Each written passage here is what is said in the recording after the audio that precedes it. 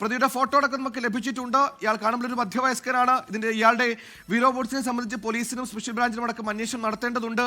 ഇയാൾ എവിടെ നിന്ന് കയറി? ഇയാൾ തിരുവനന്തപുരത്തെ സ്ഥിരം താമസക്കാരനാണോ അതോ മറ്റെവിടെയെങ്കിലും ജോലി ചെയ്ത് അവധിക്ക് നാട്ടിൽ വരുന്ന ആളാണോ? അങ്ങനെ എന്തെങ്കിലുമൊക്കെ പ്രതി സംബന്ധിച്ച് വിവരങ്ങൾ നമുക്ക് ലഭ്യമാണ്.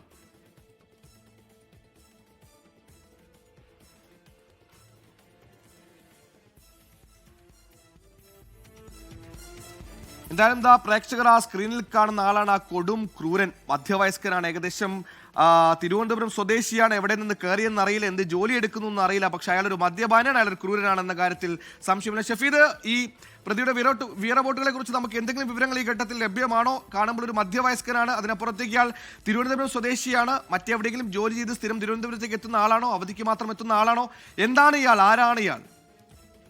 സുഹേൽ, നിലവിൽ ഇപ്പോൾ നമുക്ക് ലഭിക്കുന്ന വിവരം അനുസരിച്ച് ഇയാൾ വെള്ളറട പനച്ചുമൂട് സ്വദേശിയാണ് എന്നുള്ള കാര്യം നമുക്ക് സ്ഥിരീകരിക്കാൻ കഴിയുന്നുണ്ട്. മാത്രമല്ല ഇയാളുടെ പശ്ചാത്തലമടക്കമുള്ള കാര്യങ്ങൾ പോലീസ് ഇതിനോടകം തന്നെ ശേഖരിച്ചപ്പോൾ ഇയാളൊരു ചിത്രം പോലീസ് തന്നെ പുറത്തുവിടുകയും ചെയ്യുന്നുണ്ട്.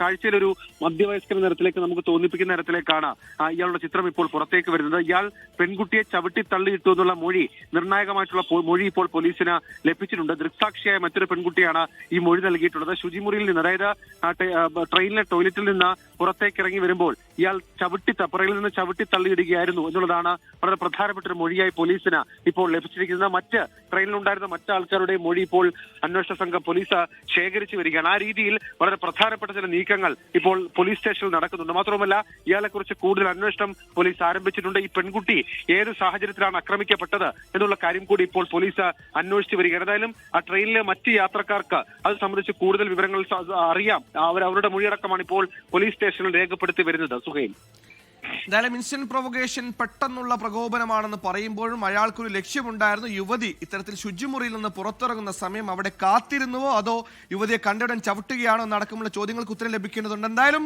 ഒട്ടും ആശ്വാസകരമില്ലാത്ത, അങ്ങേറ്റം അലോസരപ്പെടുത്തുന്ന വാർത്തയാണ് തലസ്ഥാനത്ത് നിന്ന് വരുന്നത്. ലോകത്തെവിടെയായാലും ഏത് സമയത്തും 24 വാർത്തകളും ഓഗ്മെന്റഡ് റിയാലിറ്റി പാക്കേജുകളും എക്സ്പ്ലെയിനറുകളും വിശദമായി കാണാൻ ഞങ്ങളുടെ യൂട്യൂബ് ചാനൽ നിങ്ങൾക്ക് സബ്സ്ക്രൈബ് ചെയ്യാം.